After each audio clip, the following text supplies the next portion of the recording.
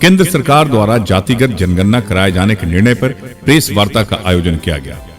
NDA Jehanabad जिला इकाई द्वारा केंद्र सरकार के ऐतिहासिक निर्णय जातिगत जनगणना के समर्थन में एक महत्वपूर्ण प्रेस वार्ता का आयोजन किया गया। इस प्रेस वार्ता को जदयू शिक्षा प्रकोष्ठ के प्रदेश अध्यक्ष सुनील कुमार ने संबोधित किया। इस निर्णय के सामाजिक महत्व, इसके प्रभाव और बिहार में पूर्व में हुई जातिगत जनगणना के अनुभव को साझा किया। सुनील कुमार ने कहा कि जो भी लोग विपक्ष में बैठे क्रेडिट लेने की नाकाम कोशिश कर रहे हैं, उनका कोई रोल इसमें नहीं है। और भी बहुत कुछ कहा सुनील कुमार ने। इस अवसर पर जदयू के जिलाध्यक्ष दिलीप कुशवाहा, भाजपा के जिलाध्यक्ष अजय कुमार देव, हम पार्टी के नेता पंपी शर्मा, लोजपा के जिलाध्यक्ष प्रिंस कुमार एवं रालोमो के जिलाध्यक्ष पिंटू कुशवाहा सहित एनडीए के कई नेता एवं कार्यकर्ता मौजूद थे। एसके मिर्जा, ईशा न्यूज के लिए। जैसा कि मैं कह रहा था कि सबसे पहले आज हम इस प्रेस वार्ता के माध्यम से धन्यवाद देना चाहते हैं अपने यशस्वी प्रधानमंत्री नरेंद्र मोदी जी का कि उन्होंने देश भर में जातीय जनगणना कराने का फैसला लिया। क्योंकि ये हमारी जो पार्लियामेंट्री कमेटी है पॉलिटिकल अफेयर्स की, उसका रिपोर्ट आया, अनुशंसा आ गया और ये निर्णय हो गया कि हम पूरे देश में कराएंगे। तो आने वाला इतिहास याद रखेगा कि भारत में किसी प्रधानमंत्री ने जातीय जनगणना कराया तो वो हमारे आदरणीय नरेंद्र मोदी जी हैं।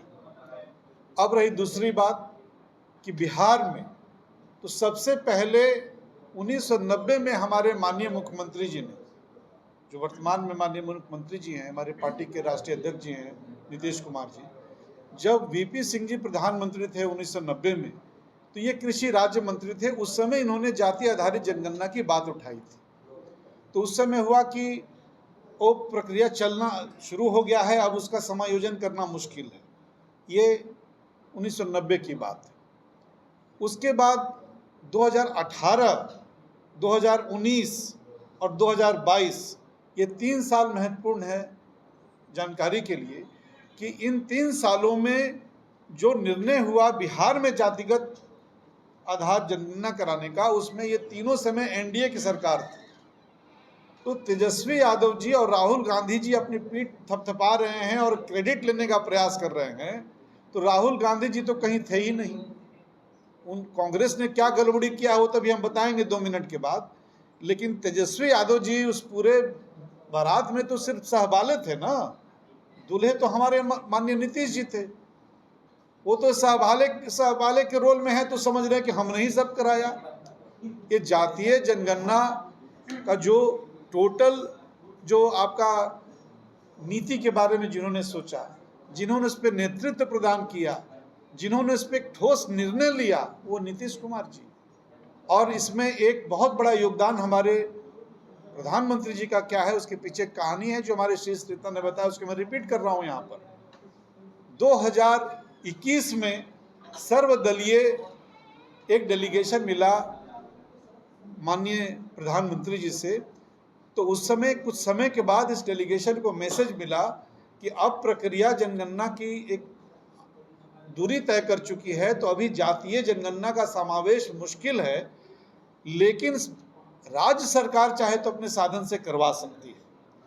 तो इस इशारे के बाद, क्योंकि वो प्रधानमंत्री के कार्यालय से ये संदेश आया था, इस बात को हमारे माननीय मंत्री विजय चौधरी जी ने कल प्रेस में कहा है, तब उसके बाद निर्णय हुआ कि बिहार सरकार कराएगी। वही 2022 में निर्णय हुआ, उसमें भी एनडीए की सरकार थी। तो 2019 में पारित हुआ कि हमें जातीय जनगणना कराना है, तो एनडीए की सरकार। 2020 एनडीए की सरकार, 2022 एनडीए की सरकार। तो कहाँ से आ गए भाई राहुल गांधी जी और तेजस्वी यादव जी, ये लोग कहाँ से आ गए? और राहुल गांधी जी की बात, यूपीए की करतूत समझ लीजिए कांग्रेस की।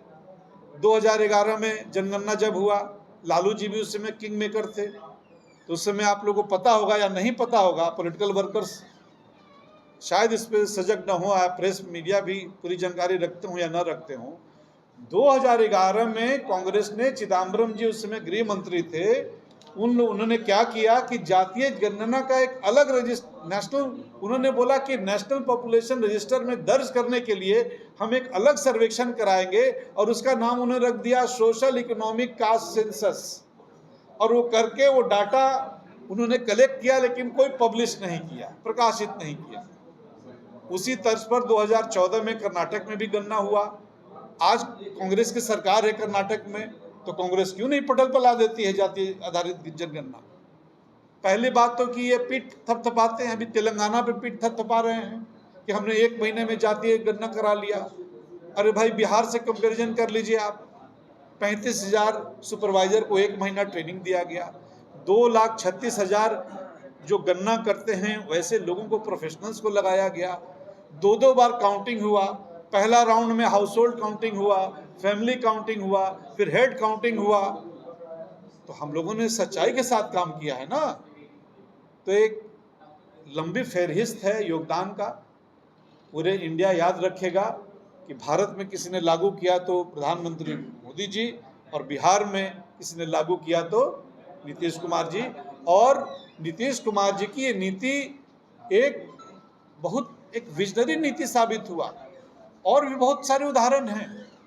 आप जीविका जो बिहार में सक्सेस हुआ, केंद्र सरकार ने उसको आजीविका के रूप में अपनाया। तो ये दर्शाता है कि जो हमारा यहाँ का नेतृत्व है, जो केंद्र का नेतृत्व है, दोनों विजनरी, दोनों मिलकर काम कर रहे हैं। और इस बार सरकार निर्णय ले ली है, अब जाति आधारित जनगणना होगी और उससे जुटे हुए जो फायदे हैं वो समाज को मिलेगा। राजद को संदेश देना चाह रहे हैं कि भाई, आपका यहाँ पर कोई रोल नहीं है, आप यहाँ पर कुछ मत कीजिए। जब मौका मिला आपने कुछ किया नहीं, और अब आप आके क्रेडिट ले रहे हैं कि हमने प्रेशर बना दिया और हमने प्रेशर, और हम थे तो हमने करवा दिया बिहार में। अरे आप कुछ नहीं थे। सारा विजन नीतीश कुमार जी का, सारा क्रियान्वयन नीतीश जी का। और विपक्ष का तो आरोप है कि पहलगाम हमला के बाद भारत सरकार कुछ नहीं कर पा रही है, इसलिए योजना को। देखिए, इस तरह के आरोप प्रत्यारोप, ये तो राजनीति का एक चलन बन गया है ना। कुछ भी हो तो उसको जोड़ दीजिए इस चीज़ से। ये कहाँ इतना गंभीर मामला है जो चल रहा है।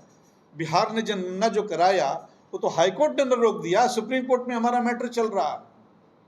हम लोग तो लगे हुए दूसरे काम में। हम अपने लगे हुए कि समाज में कैसे हमारा जो एक समरसता हो, सबको संसाधन ठीक से बंटवारा हो, उसी के लिए जनगणना कराया जा रहा है। आरक्षण में प्रॉपरली हम लोग को चांस दे सके, कोई पीछे ना छूट जाए, कि समाज में सभी हमारे अंग हैं।